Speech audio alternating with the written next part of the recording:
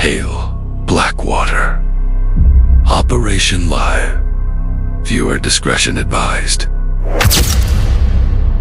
I approached the hospital entrance cautiously, every step deliberate, knowing that one false move could make me stumble. Dust drifted through fractured sunlight, broken blinds swaying in the breeze, and casting trembling shadows across cracked tiles.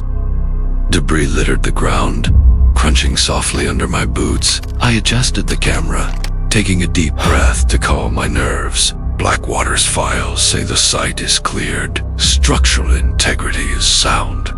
No anomaly is detected. Let's see if that's actually true.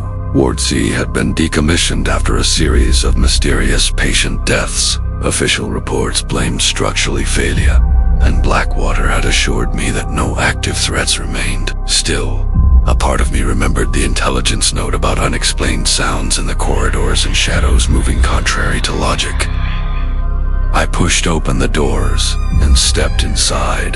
The air was thick and metallic, clinging to my skin like a second layer. Sunlight struggled through broken windows, catching dust motes and highlighting rusted carts, overturned wheelchairs, and peeling paint. Silence pressed down on me, oppressive, almost unreal. Rooms 301 through 303 appeared empty.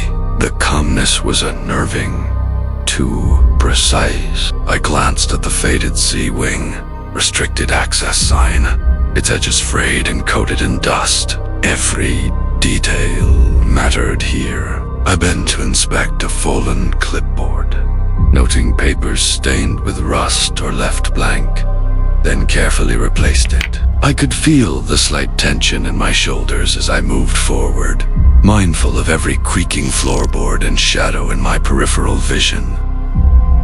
So far, some details line up with Blackwater's assessment, but there is a strange quality to the quiet here that wasn't noted.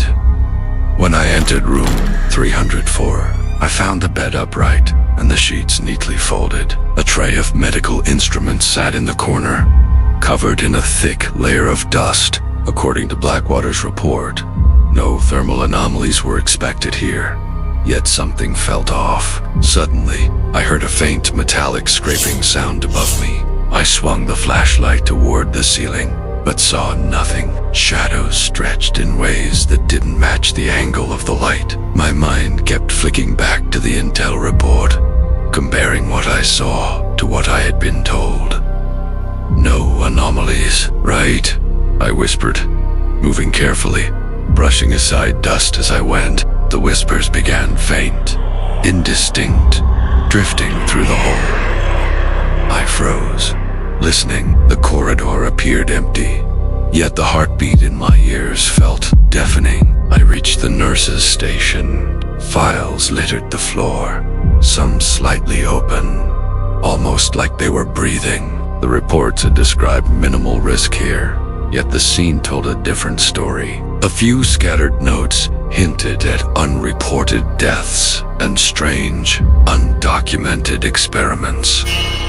The whispering grew louder, low and guttural. I spun the camera slowly, shadows twisting at the edge of vision. My chest tightened with each step. I moved cautiously, noting the peeling paint, rust streaks spreading across the walls, dust swirling in the flashlight beam.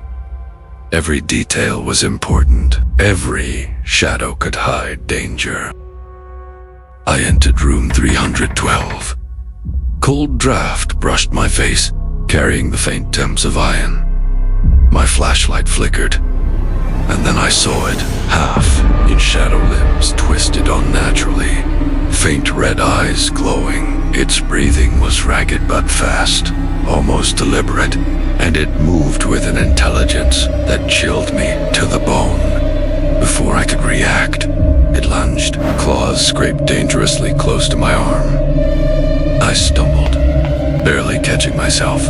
Every nerve screamed at me to run, but my ankle twisted as I shifted, sharp pain shooting up my leg. Stay calm, survive, record everything, I whispered, adrenaline surging through my veins. The creature snarled, vibrating the floor beneath I stumbled backward, my ankle threatening to give out entirely. I limped desperately down the corridor, the flashlight swinging wildly. Debris crunched beneath my feet, ceiling panels rattled ominously above me. My breath came in ragged gasps, pain radiating with every step. The creature gave chase, moving faster than I could anticipate. I barely made it into an adjacent room, slamming the door behind me. My hands shook as I braced against the frame, heart pounding. The room was empty, except for a small crumpled note on the floor. I bent to pick it up, careful not to drop my flashlight. The handwriting was clinical, hurried, but the content was unmistakable. Subject C7. Enhanced reflexes, aggressive behavior. Unstable physiology. Experiment terminated. Containment failed. Avoid contact. I pressed the note to my chest, stomach tightening. It all clicked together. The shadowed movements, the intelligence behind its attacks, the abnormal limbs. The creature wasn't natural. It was one of their experiments, something Blackwater hadn't disclosed in full. The creature's guttural breathing echoed from the hallway, its claws scraping the floor in anticipation. My ankle throbbed sharply with every heartbeat. I limped toward the window at the far end, weaving around overturned furniture. A rusted gurney toppled as I nudged it with my shoulder, sending a deafening clang through the room. The creature reacted instantly, its red eyes flaring as it burst forward. I dove behind a toppled cabinet, barely avoiding its snapping claws. Dust filled the air, and my vision blurred as I forced myself to stand again, wobbling on my injured ankle. I grabbed a length of broken piping, swinging it instinctively to slow the creature's advance. It hissed, recoiling just long enough for me to slip past. The window was still several feet away. I made a desperate dash, vaulting over scattered debris, my ankles screaming in protest. A floor tile cracked beneath me, sending sparks of dust into the air. The creature lunged again, catching only air as I rolled past its reach. Finally, I reached the window, yanking the frame open. I balanced on the ledge, heart hammering, ankle threatening to give out entirely.